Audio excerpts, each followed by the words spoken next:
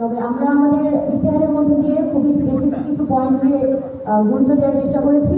আমাদের প্যানেলের সদস্য শিক্ষা তৈরির যে মোটো পলিটিক্যালি কনসিয়াস একাডেমিক ক্যাম্পাস, অর্থাৎ আমরা ঢাকা বিশ্ববিদ্যালয়ের মধ্যে প্রথমত ঢাকা বিশ্ববিদ্যালয়ের বর্তমান ছাত্র রাজনীতির কাঠামো, সেই কাঠামোর একটা বড় ধরনের পরিবর্তন চাই এবং সেই কাঠামোর পরিবর্তনের জন্য ঢাকা বিশ্ববিদ্যালয়ের সাধারণ শিক্ষার্থী, ঢাকা বিশ্ববিদ্যালয়ের ছাত্র রাজনীতির সংগঠন, প্রশাসন সকলের মধ্যে একটা সামাজিক চুক্তির মাধ্যমে ঢাকা বিশ্ববিদ্যালয়ের ছাত্র রাজনীতির একটি উপযুক্ত নীতিমালা হওয়া প্রয়োজন।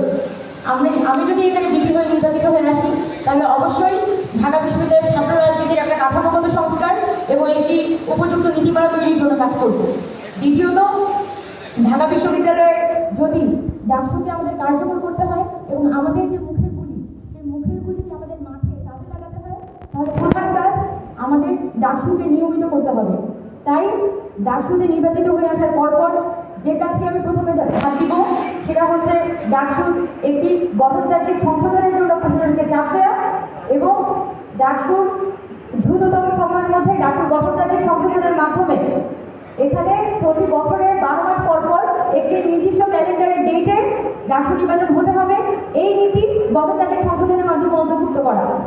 দ্বিতীয়ত, আমাদের সিনেটে হচ্ছে মাত্র 5 জন শিক্ষার্থী প্রতিনিধি যায়।